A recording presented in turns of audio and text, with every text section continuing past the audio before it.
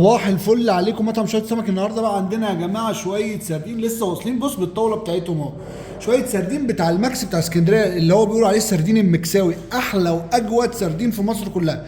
بص يا جماعه ده سردين بلدي تمام، مش سردين مستورد. بص بقى يا معلم، انا هعلمك حاجه. السردين البلدي، بكلمك على البلدي اللي هو بتاع الماكس بتاع اسكندريه وبتاع بورسعيد وكده، في نوعين. في نوع بيبقى كبير واكبر من ده وشكله حلو قوي، شكله مرسوم، يعني شكله تشوفه تقول احلى من ده. بيبقى مبطط تيجي تبص عليه كده تلاقيه ايه، زي الورقه، مبطط وكبير عريض. يعني بص، يعني شايف ده كده قد ايه، التاني بيبقى لحد هنا كده وبيبقى كبير وشكله حلو. ده بقى لعلمك، شايف الصغير ده، لو حتى الحجم ده احلى منه واغلى منه. ليه بقى؟ دايما حتى الباقيين هم بيبيعوا سردين يقول لك ده السردين المبروم.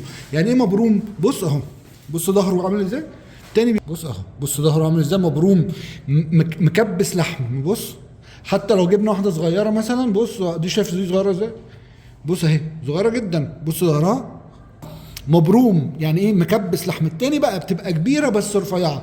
ايه بقى الفرق ما بينهم وليه ده اغلى؟ يعني ده ليه حجمه ممكن لو حتى لو حجمه اصغر والتاني كبير قوي، ده برضو اغلى. ده سمين، ده لما تيجي كده تشوي تدخله صينيه في الفرن ولا حاجه تلاقيه ملا الصينيه دهون. ليه؟ سمين. التاني كبير بس ما فيهوش اي نوع اي دهون خالص، فبالتالي يتحط في الصينيه ينشف. بص شبه دي، لقيت لك واحده شبه دي يعني كمان، ايه، بيبقى اعرض. ده اللي هو ايه، العريض. بص رفيع، مش هو ده، بس ايه، بيبقى شبه ده. يعني بص دي عريضه، التاني بيبقى اعرض كمان. انا بحبه كل حاجه وبلدي وطعمه حلو، وطبعا تاني اختيار بالنسبه لي لو ده مش موجود وبموت فيه، بس قصدي ده احلى، وحتى لو اصغر حجم ده بيبقى احلى كمان من التاني، احلى. وعشان كده الصيادين يبيعوا ده الاصغر اغلى من التاني. وعندنا بقى شويه موسى، حاجه تحفه، موسى بلدي.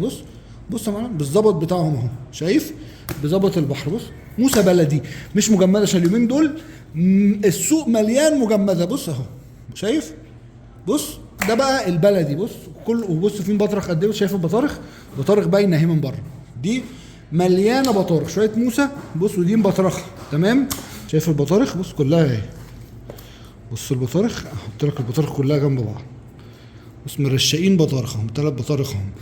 دي بقى اشوي بالزبده، كنت وريتكم الفيديو بتاع الشوي بالزبده، خشوا شوفوه اللي عايز يشوفه، او اقلي حاجه تحفه. شويه موسى بلدي. وبرده هعمل لكم السردين المملح، هوريكم ازاي السردين بيتملح في البيت بمنتهى السهوله، وهعمل لكم برطمانات برده ليكم. صباح الفل عليكم.